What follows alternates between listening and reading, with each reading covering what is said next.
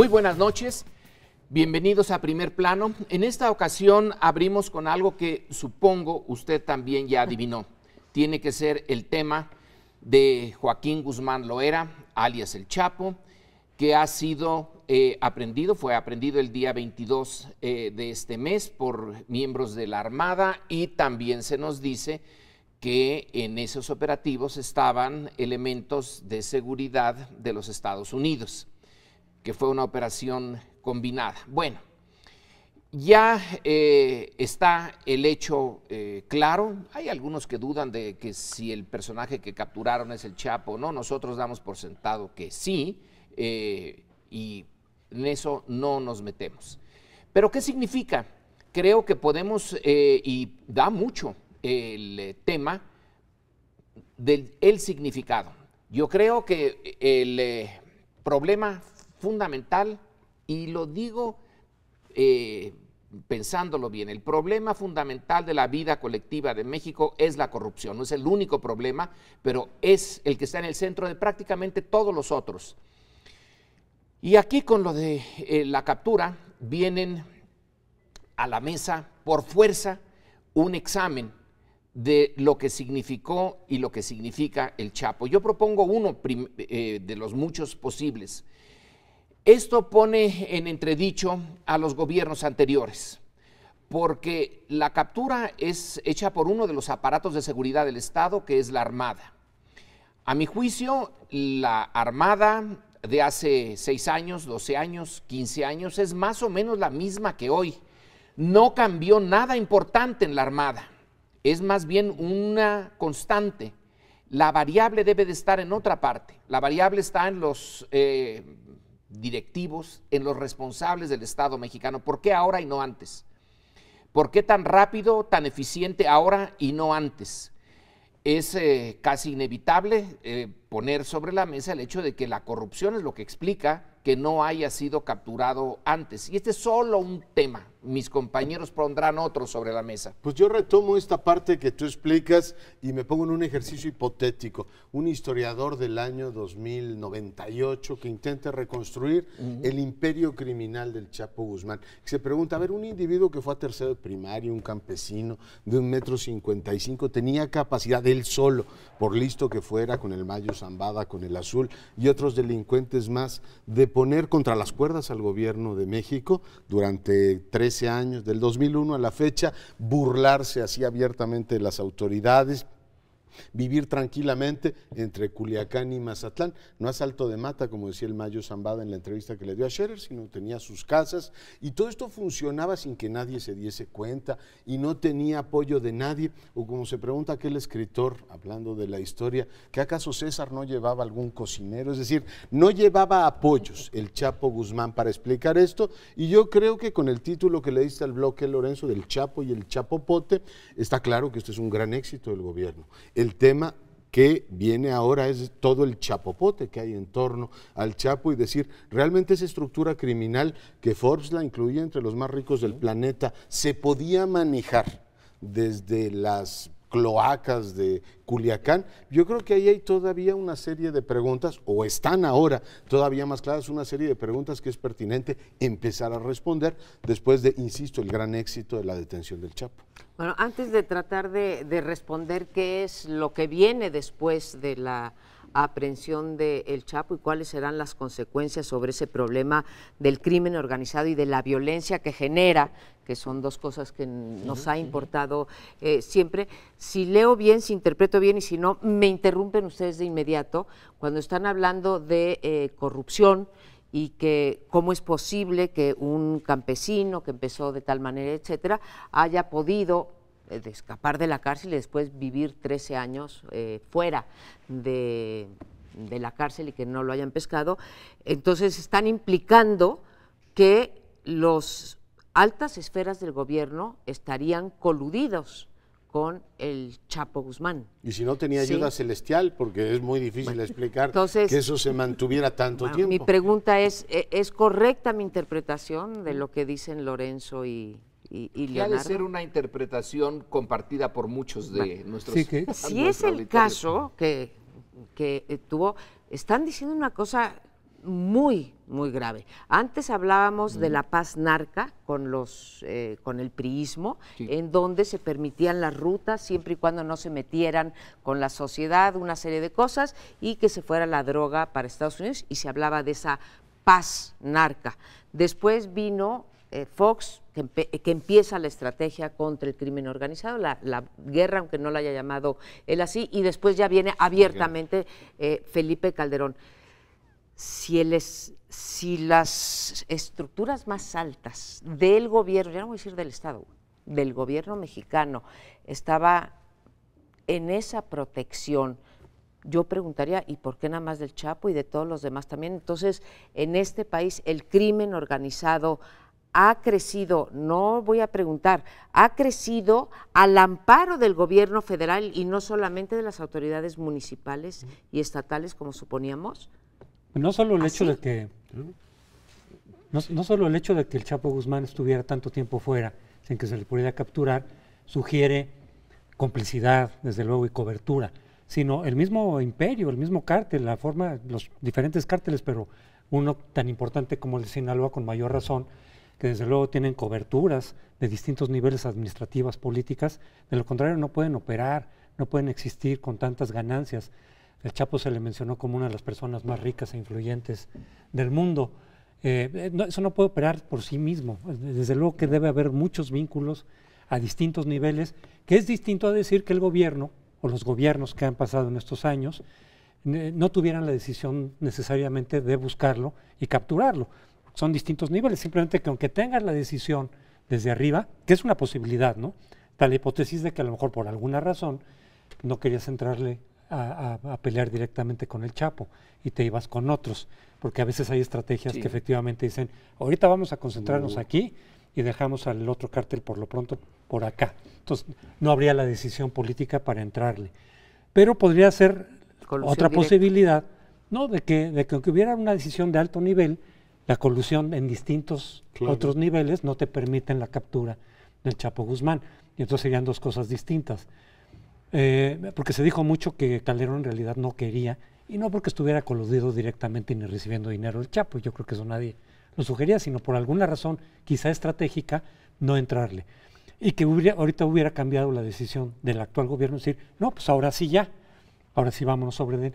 O la otra es simplemente que no se podía, efectivamente, que no lo tenían detectado, que se les perdía, que las propias complicidades locales le permitían estar fuera, y que ahora sí hubo un trabajo de inteligencia, dicen que de varios meses, con la ayuda de Estados Unidos, desde luego, de los satélites, los drones, dicen que hubo por ahí para irlo detectando en su teléfono satelital, pero con trabajo de inteligencia previo que les permite, que no es solamente una cuestión de voluntad, sino de capacidad de realmente hacer el operativo que hubo y capturarlo, porque ahora sí tenían los elementos para hacerlo, no porque solamente hubiera la decisión. Pero quedan las dos hipótesis.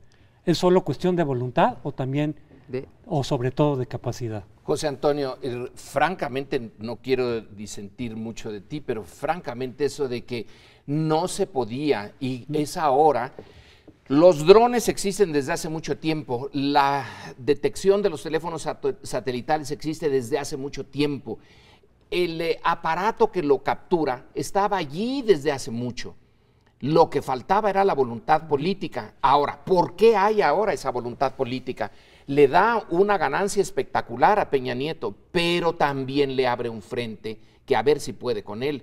Porque con el Chapo viene todo un directorio así de este tamaño de gentes que están asociadas a él y que están asociadas en el gobierno local, en el gobierno federal, en la empresa privada, yo me supongo que incluso en la iglesia, y que además tiene contactos internacionales. Si se explotara esa fuente de información como debería de explotarse, yo creo que explota otra cosa, creo que explota el mismo sistema, ya no nada más el político, sino el económico mexicano. Me temo que no se va a usar así, pero nosotros estamos en la obligación de exigirlo, que ya que tienen a una de las personas con mayor información sobre una organización criminal, que ahora les da un capital fantástico, también. Yo lo creo firmemente y hay que pedirlo, además porque es, digamos, absolutamente escandaloso que una estructura así. Yo subrayo el tema de los dineros, es decir, operar desde Sinaloa al imperio del Chapo Guzmán sin algún tipo de complicidad es por supuesto impensable. A ver, rápidamente lo que tú decías, Astorga escribe, que es Luis Astorga, un gran académico mexicano, escribe que efectivamente el modelo narco, particularmente el de Sinaloa, que es diferente al del Golfo, opera por una complicidad histórica con el sistema político, es decir, se desarrollan de manera conjunta y así ha sido. Él narra varios episodios de gobiernos de Sinaloa, en donde, bueno, claramente se identificaron. Me parece recordar que La Bastida, cuando tomó posesión de gobernador, como gobernador de Sinaloa, mandó a encarcelar a toda la policía ese mismo día, es decir, el vínculo con las estructuras políticas y policíacas es de larguísima data. Y la comunidad sinaloense se ha acostumbrado a vivir con ello de una manera más o menos funcional. Pero volveremos sobre ese tema porque creo que vale la pena analizarlo con más profundidad. Lo que creo firmemente es que los gobiernos no tuvieron en estos momentos la capacidad para operar, pero tampoco los Estados Unidos, y detener finalmente al narco. No veo que ni Fox ni Gertz Manero, que fue su secretario de Seguridad Pública, tuvieran algún incentivo para no detener al Chapo, que lo ridiculizó. Hay que recordar que la Secretaría de Seguridad Pública se estrenaba ese mes y ese mismo mes se les fugó el narco. Y para Calderón y García Luna había sido el triunfo del siglo el poder poner al Chapo Guzmán sobre la mesa. Evidentemente la estructura de protección que ha tenido el Chapo todo este tiempo es colosal. Y cito, si me queda medio minuto, dos ejemplos. Uno lo dijo Guillermo Valdés, ex titular del CISEN, dice, lo teníamos detectado en Los Cabos y se nos fue. Eso lo dijo el titular del CISEN. Y dos, los integrantes de este programa hace mucho tiempo fuimos a desayunar con el secretario de Defensa, recordarás el general Vega, y nos enseñó los videos en los cuales todavía estaban las tiendas de campaña del Chapo Guzmán, protegido por sabrá Dios qué autoridades que le daban el pitazo cuando iban por él. Bueno, tú entonces, de ese tamaño. Por eso entonces, creo que te adscribes más entonces a la tesis de falta de capacidad más que de voluntad, ¿no? Porque creo que a cualquier gobierno, salvo que hubiera cosas que, como dice Lorenzo, no tenemos ni idea, ¿sí? Le redituaría, o sea, si Calderón se hubiese retirado como presidente de la República entregando la cabeza del Chapo, creo que le hubiera convenido muchísimo y se le hubieran perdonado muchas otras ineficacias durante su gobierno. Entonces, me iría más por lo de capacidad. Ahora, decía Lorenzo, y creo que es un punto importantísimo, que la Marina no ha cambiado, entonces tenemos que asumir que cambió finalmente el jefe de las Fuerzas Armadas, de la Marina, etcétera, que es el presidente. Esta misma Marina que agarra el Chapo con gran prudencia y apenas nos los enseñan subiéndose al helicóptero, ¿sí? En vez de exhibirlo como se exhibió, acuérdense ustedes, en Morelos, al capo con el muerto y con a Beltrán Leiva con los billetes de dólares ahí puestos. Yo creo que hizo un gran trabajo de prudencia el que se haya pospuesto la conferencia de prensa, lo escueto de la conferencia de prensa, la coordinación que mostraron, que no se pelearon los protagonismos, aunque no sabemos qué hay atrás.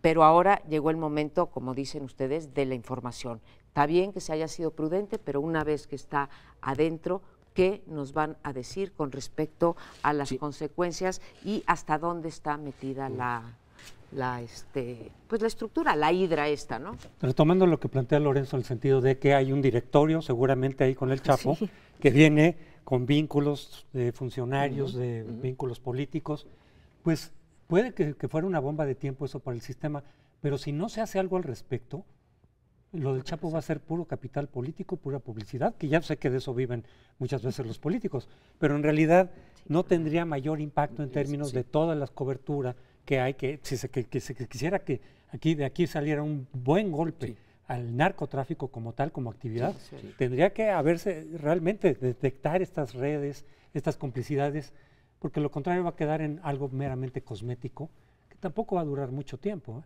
como con el Bester Gordillo no duró mucho ese capital de su aprehensión. No va a durar mucho tiempo. Eso lo veremos, si se va a fondo o no. Pero vamos a seguir sobre este tema. No nos deje, porque es un tema vital, así que unos minutos y regresamos con usted con este mismo tema, otras aristas.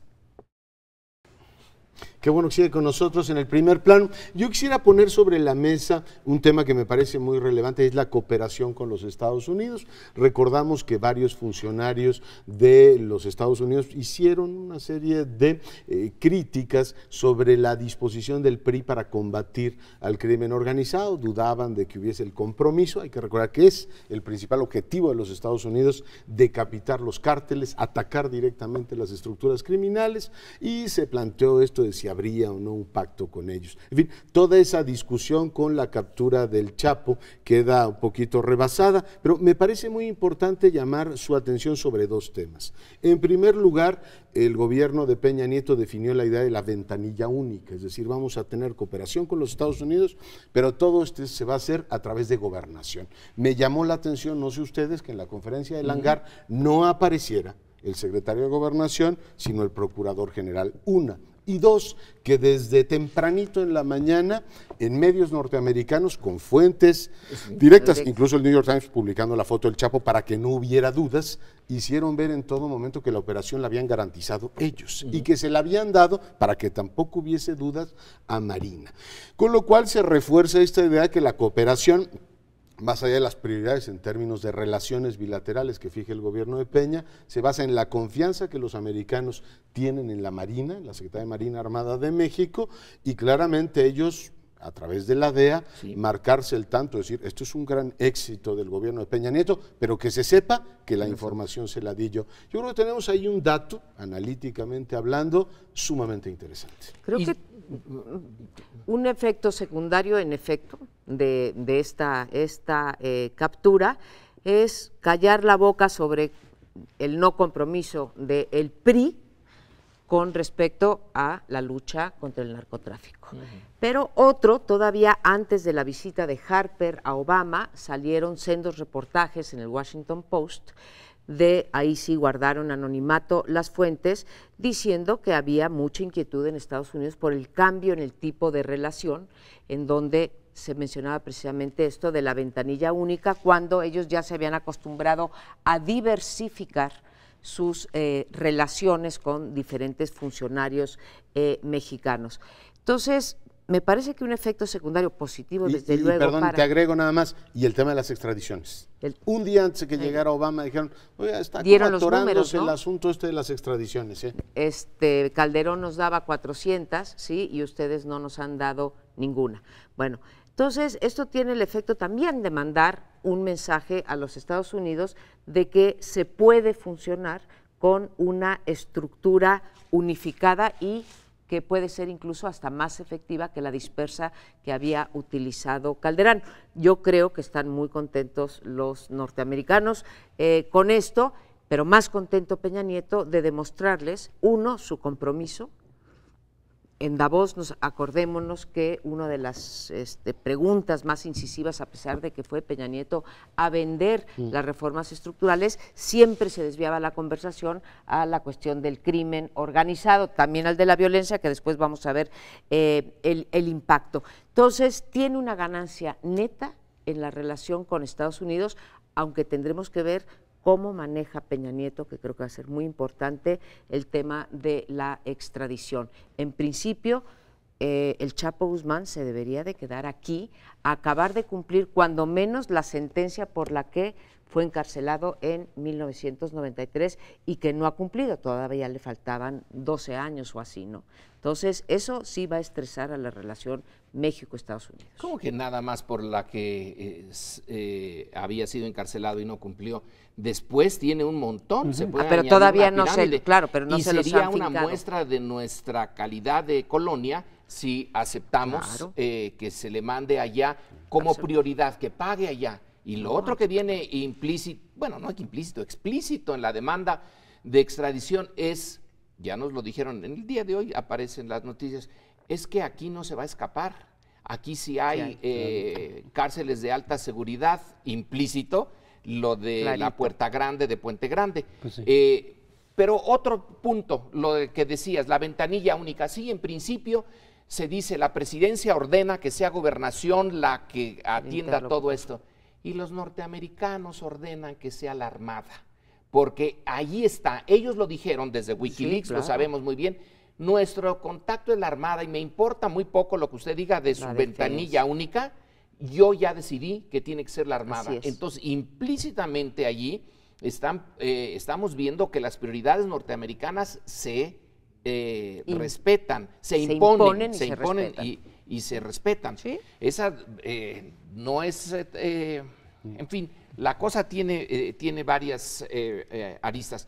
Pero en el otro punto que quiero aprovechar es que hoy en la mañana, en un programa radiofónico, salieron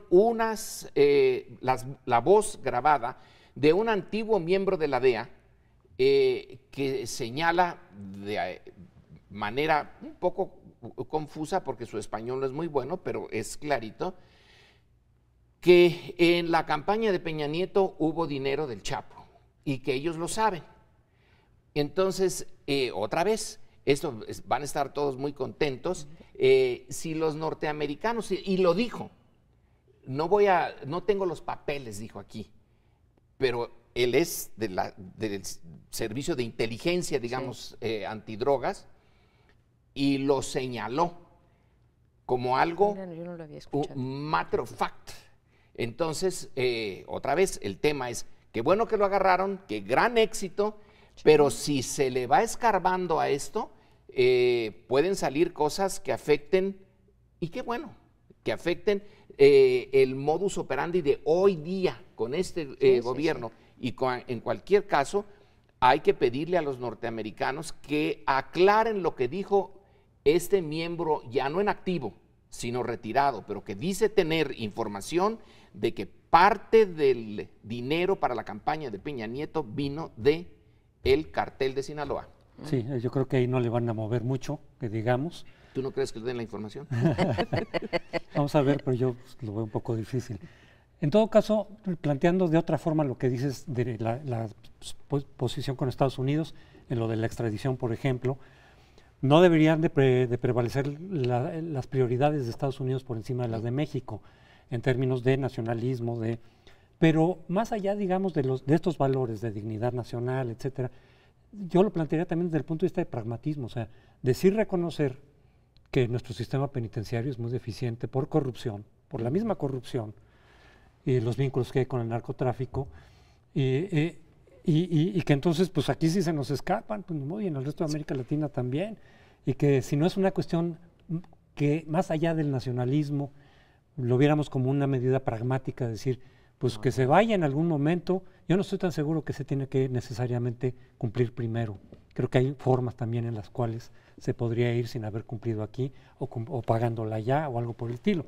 Lo leía o en todo caso no estoy seguro, pero hay el planteamiento de que no necesariamente, y por eso lo solicitan. Es decir, se va a esperar 30 años a pagar su condena en México y luego va a la extradición a pagar las de Estados Unidos. Creo que hay maneras en las que ya se podría ir. Pero la cuestión es decir, y que si dentro de un año se vuelve a escapar de otro penal de máxima seguridad de los que tenemos aquí.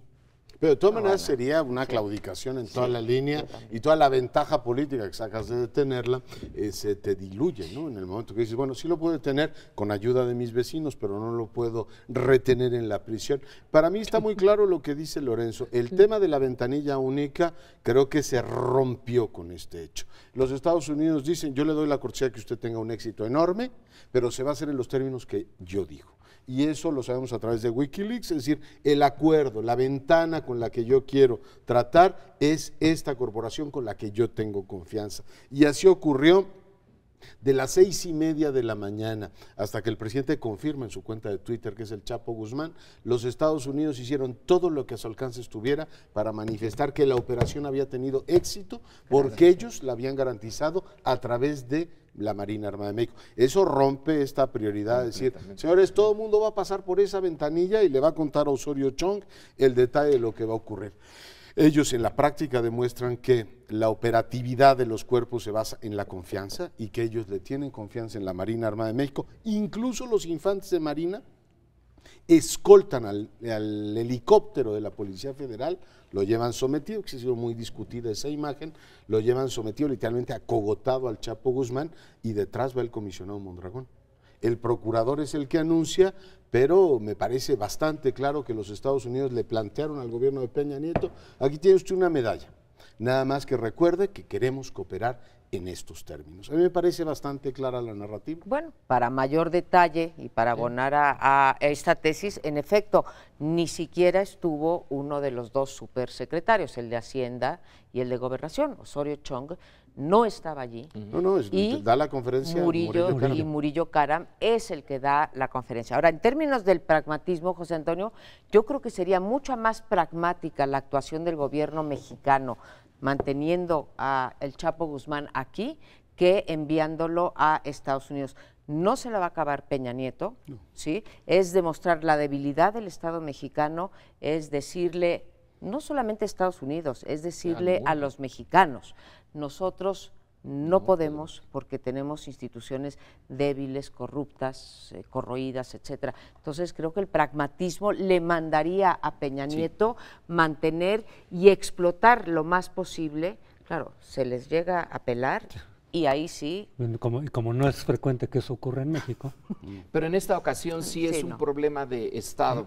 Y en la medida en que existe Estado en México, yo tengo mis sospechas de que no existe, pero si existe, este es el momento de demostrarlo, porque de la otra manera es urbe et orbi decir, no podemos ni mantener a un tipo en la cárcel. Entonces, ¿qué Estado estamos teniendo?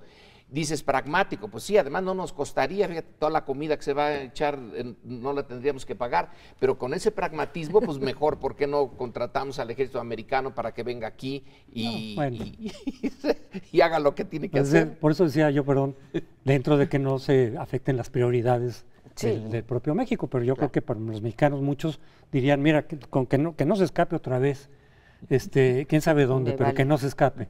Porque yo insisto en que nuestro sistema penitenciario es absolutamente disfuncional. Entonces, dices, es que hay que demostrar que existe el Estado y el Estado de Derecho, pues hay que construirlo, porque demostrado en el papel, pues ahí está, pero muchas veces la realidad lo que hace es precisamente demostrar que es muy frágil, es muy débil, muy ineficaz. Pero a lo mejor así no lo construyes. Este es un reto para construirlo. Pues es uno de los retos que tiene efectivamente el sistema mexicano. Ahora ver que le empapelen bien al Chapo Guzmán, porque ya se le salió Caro Quintero, ¿no? Se le salió por una puerta, los americanos están muy molestos por eso, están diciendo ya, fíjense bien de que lo empapelen adecuadamente para que no se les vaya a salir, ya no en el carrito de la ropa sucia como lo hizo el Chapo Guzmán en su momento, sino por la puerta grande como lo hizo el otro. Empapelen de que le armen bien el expediente, no que le empapelen como al otro. $. El expediente y luego yo no sugiero cosas de ese tipo, pero sí que lo tengan bien arreglado. No va a ser que un juez lo libere y diga, este señor tiene derecho a gozar de libertad provisional. Hacemos una pausa, estamos en el primer plano, regresamos en un instante. Bueno, y la otra pregunta obligada sobre qué va a pasar después de la aprehensión del Chapo, se plantea a partir de lo que muchos expertos nos han dicho desde hace mucho tiempo. Es decir, ¿qué pasa cuando se captura a un capo de este tamaño en un cártel tan importante? Pueden pasar desde nada, continúan las cosas, hay un sustituto, un suplente, alguno de los lugartenientes ocupa el lugar del Chapo y el cártel sigue operando como siempre, hasta que se puede fragmentar internamente por disputas de liderazgo, que seguramente aquí lo tenían previsto qué pasaría si el Chapo se va y a lo mejor ya había un sustituto planteado y acordado por los demás miembros del cártel, quién sabe, pero hemos visto en otros casos como si se fragmentan los cárteles y empiezan a combatir entre ellos, con lo cual se genera una situación de nueva violencia, o también la otra posibilidad es que cárteles rivales, que hasta ahorita se habían mantenido ya lejos por la hegemonía de este cártel bajo dirección del Chapo, puedan decir, ahorita es un momento de debilidad, de fragilidad, que nos permite tratar de conquistar algunas de las plazas, o pegarle de alguna forma a este cártel para quitarle algunas de sus plazas y de sus rutas, con lo cual también se genera más violencia. Es decir, hemos visto muchos casos, no es necesariamente una regla, pero muchos casos en donde cuando se detiene o se muere en un acto de aprehensión, lo vimos con Beltrán Leiva en Morelos. Entonces se fragmenta, digamos, el acuerdo que prevalecía ahí y que hasta ahora ha permitido, no es casual que en toda esta zona ahorita no haya tanta violencia, a pesar de que se maneja mucha droga, de que ahí está la sede del cártel de Sinaloa, desde luego, las zonas aledañas y demás se han mantenido ahorita sin violencia, en parte por la hegemonía de ese cártel, que podría esto cambiar la situación al aprender al Chapo. Y entonces sí tendremos que decir, pues mira, qué padre, todos los aplausos de que se aplique la ley, porque se tiene que aplicar, porque es una cuestión natural, pero los efectos sobre la seguridad pueden no ser precisamente los más deseables. Pues es que una cosa es, digamos, la expresión territorial en Sinaloa y otra los impactos que este cártel de proporciones casi globales tenía.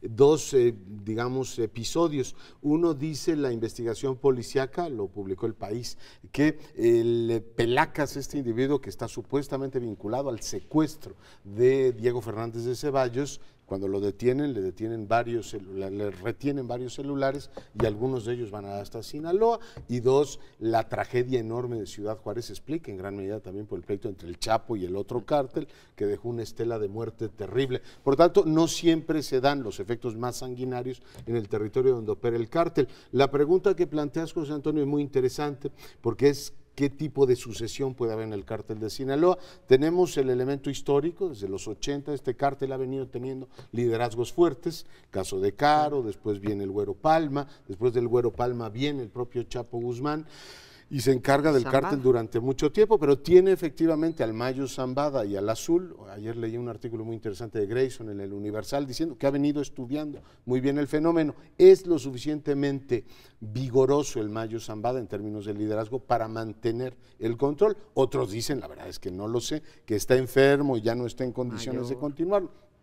Pero está esa hipótesis de que, como ha venido ocurriendo desde los 80, el cártel se mantenga como una estructura muy poderosa, o bien que tengamos esta confrontación en minicártel, un pleito por el liderazgo que derive en una enorme violencia. Pero bueno, está en el juego de las hipótesis.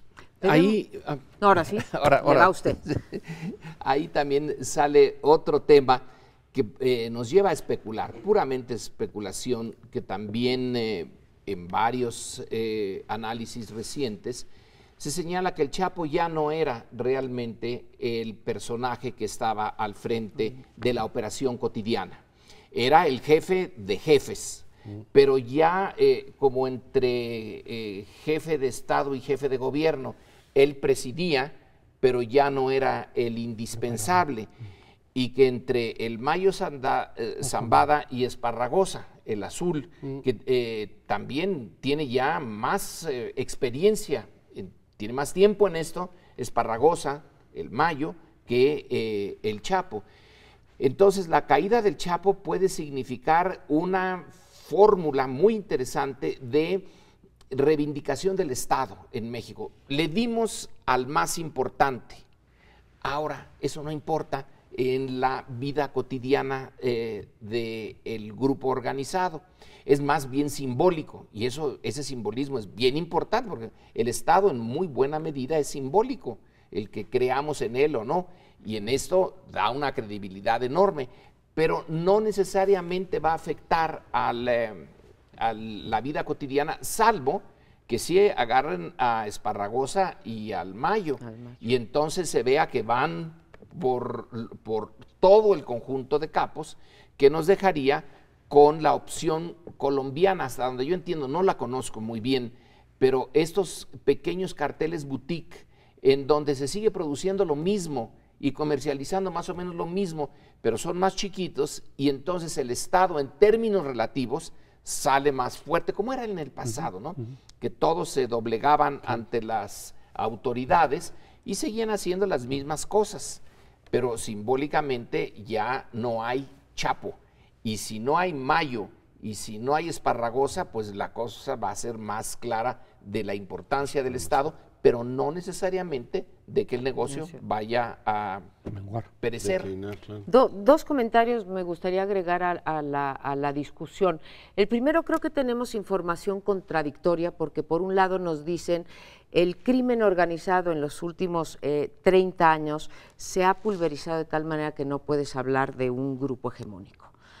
Y por el otro lado, leímos ayer en los magníficos, creo que magníficos reportajes que hizo la prensa en México, Y nos dicen que, bueno, este hombre tenía la fortuna que ya había dicho Forbes, que son más de 1.300 millones de dólares, más su presencia en 50 países, más que es el responsable del 80% del tráfico, porque él cultivaba, él producía, él trasegaba, bueno, hacía el trasiego, ¿no? Entonces, digo, si es responsable del 80%, yo diría que sí es hegemónico, ¿no? Pero ese es un comentario. Entonces, ¿tenemos o no uno? Dos, y ahí lo ligo a la idea de Elbester Gordillo o de cualquier otro líder de estas organizaciones muy poderosas o poderes fácticos.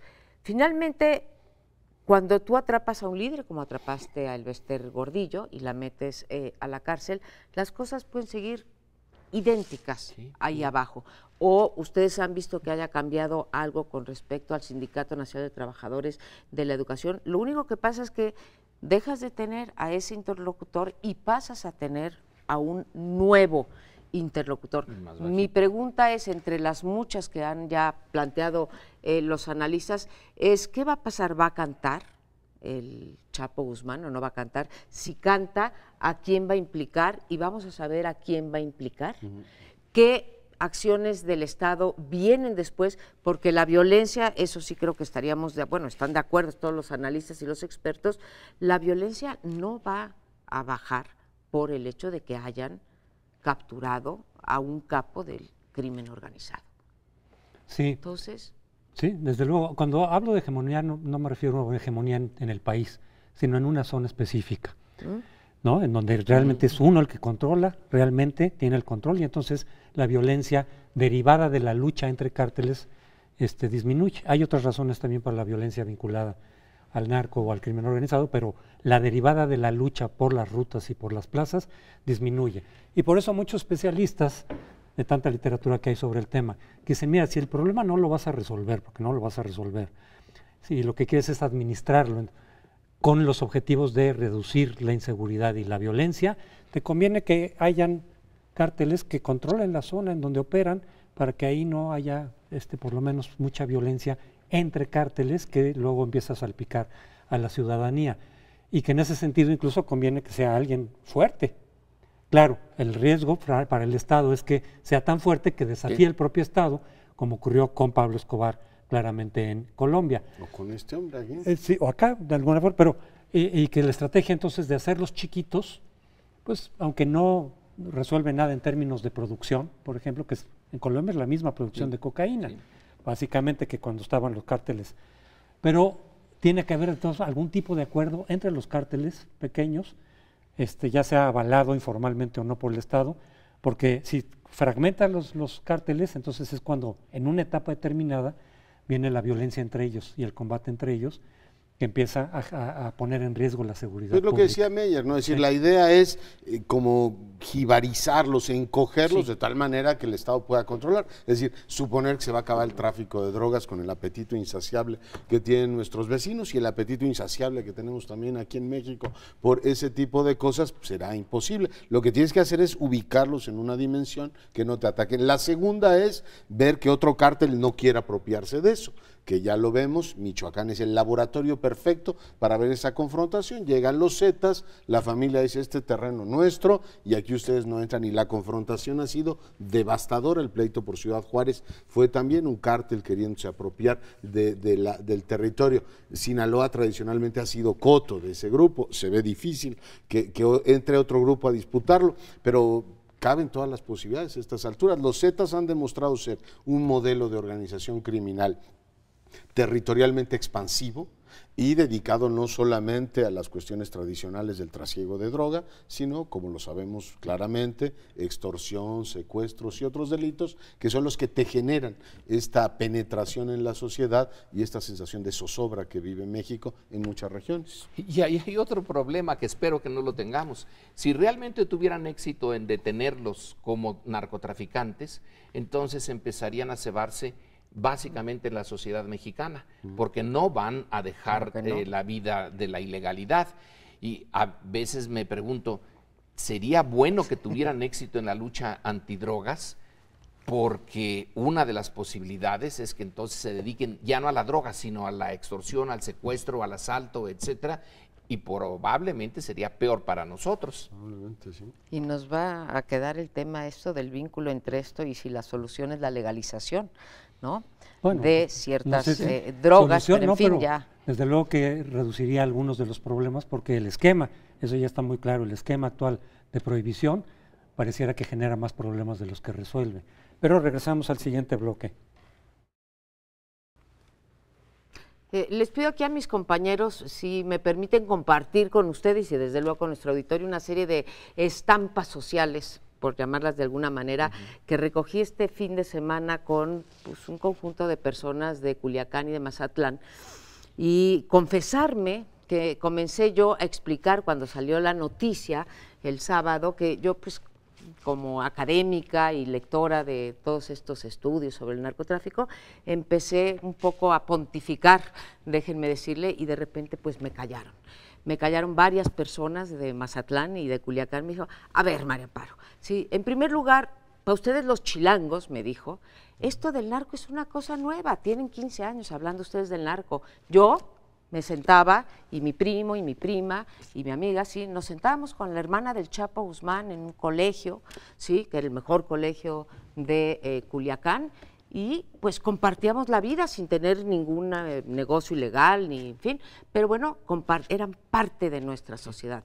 Segundo, tú estás aquí hablando, bueno, ya cayó el Chapo, etcétera, ¿sabes de qué hablamos los culiches y los de Mazatlán? De que se va a parar la economía. ¿Por qué? Porque el señor era un verdadero hombre de negocios. Entonces, ustedes tienen una visión, pues, como muy intelectualosa de lo que pasa. Y lo digo a raíz del comentario que hace un momento hacía Leonardo Curcio, que se lo recuerdo al auditorio, pues el hecho de que sea el cártel de Sinaloa no quiere decir que los efectos del narcotráfico, las consecuencias, la violencia se vean en el mismo territorio. Y en efecto, pues me platicaban cómo está intricado y tenían unas cosas distintas. No crea usted que yo estoy haciendo, y ustedes compañeros tampoco, una apología del Chapo Guzmán, pero platican anécdotas como que el Chapo Guzmán, a diferencia de los templarios o los zetas, no cobra derecho de piso a los empresarios, ni grandes, ni medianos, ni chiquitos, y no secuestra a la población en general, e incluso se habla de proteger a la sociedad. Llegó un momento en que en Culiacán empezaron a robar coches y se disparó el delito de robo de coches.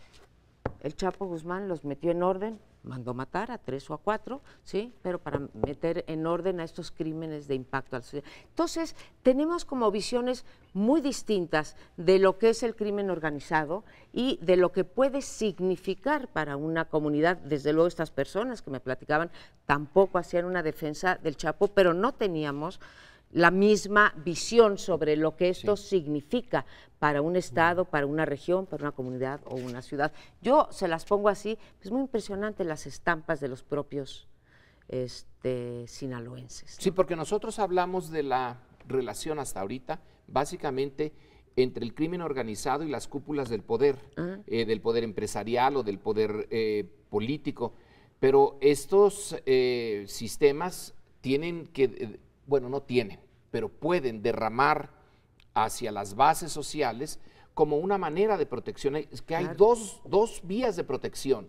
Se protegen comprando desde policías, presidentes municipales, gobernadores e incluyendo a los presidentes. Esa es la protección hacia arriba. Y la protección hacia abajo, que es histórica, que se ve en muchos otros casos. Yo aquí ya he citado el de Michoacán y la novela de Inclán de Astucia, de cómo él y los suyos que contrabandeaban tabaco tenían un sistema de información y de protección, pero perfecto, porque la sociedad se identificaba con ellos y no con el Estado. El Estado era el enemigo también del hombre común y corriente, y estos personajes daban dinero y justicia. Al estilo también un poco de otros caciques que se toman la justicia, que a ti tu marido te está haciendo algo, que a ti te robaron, yo lo arreglo, el Estado no, ellos sí.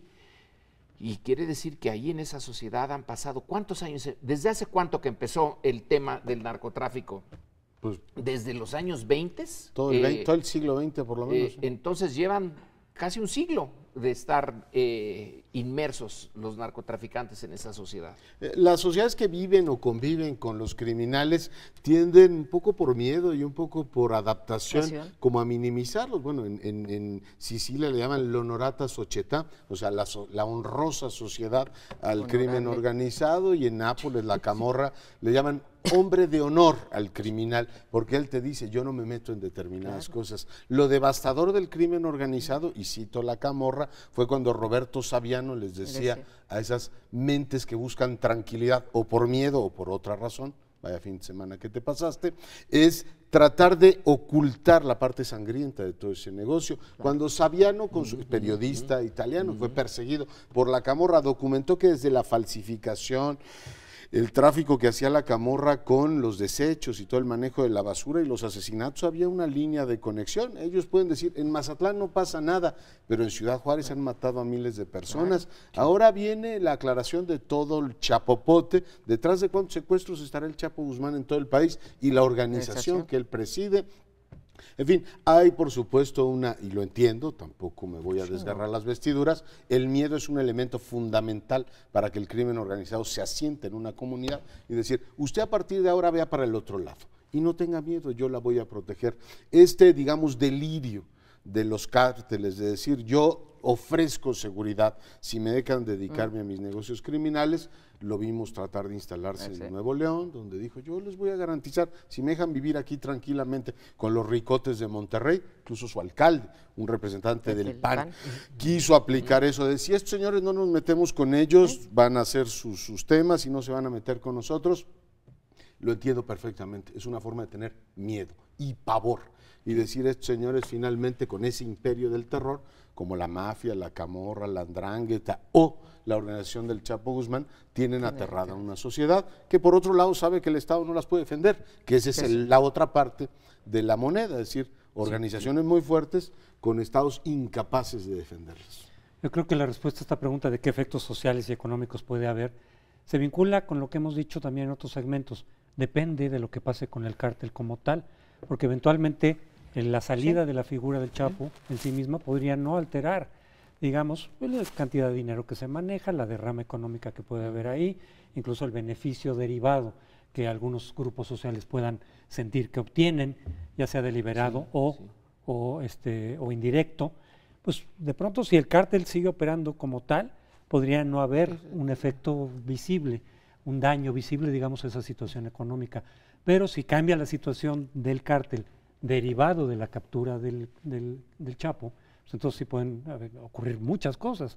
Y yo incluiría de nueva cuenta la inseguridad, que ahorita es relativamente aceptable en esa región, de pronto se saliera de las manos y empezara la violencia y empezaran a llegar otros grupos que sí afectan directamente a los ciudadanos, que no se quedan solamente concentrados en la actividad de narcotráfico sin meterse con los ciudadanos, que ese era el esquema que prevaleció durante muchos años en México.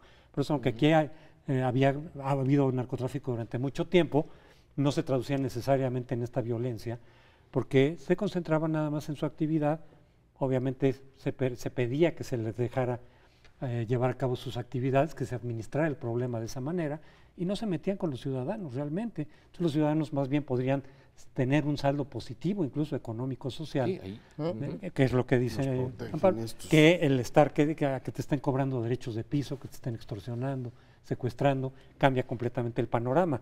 Ese es el riesgo que también seguramente muchos de los ciudadanos en esa zona pueden estar diciendo, no nos vayan ahora a cambiar el esquema, que nos permitía tener una cierta seguridad por lo que está pasando en Michoacán o en otros lados. Claro, lo que estamos viendo entonces es que hay consecuencias locales y consecuencias nacionales o federales de el haber atrapado al Chapo Guzmán. Ustedes han abundado más sobre las consecuencias sociales, pero van desde que se puede parar la economía hasta que tengan que buscar los sinaloenses o los mazatlecos o los culiches un nuevo modus operandi con un nuevo líder, aunque también estaban conscientes y se platicó ahí en la mesa, pues lo mismo la gente de Palma que la gente del Chapo Guzmán. Es Palma, Zambada, todos están ahí intricados, pero como dice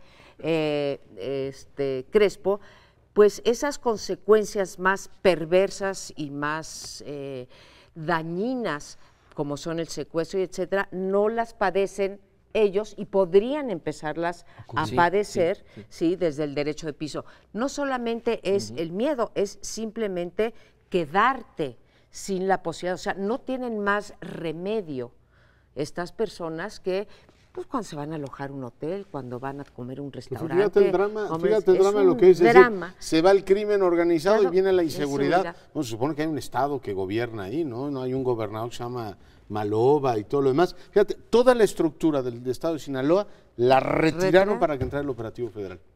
Digo, también hay un ejercicio de simulación ahí protegido por estas percepciones sociales. ¿Por qué la retiraron? Porque en las otras ocasiones en que se iba a pescar, y lo supimos el Chapo, hubo el pitazo de parte de las autoridades locales. En fin, esto del Chapo Guzmán, el crimen organizado, tiene una cantidad y no nos dio tiempo, la legalización de las drogas y qué tanto va a cantar y qué tan enraizado está en las autoridades electas o administrativas este fenómeno del crimen organizado. Nos vamos, nos acompaña el próximo lunes con otros temas. Muy buenas noches.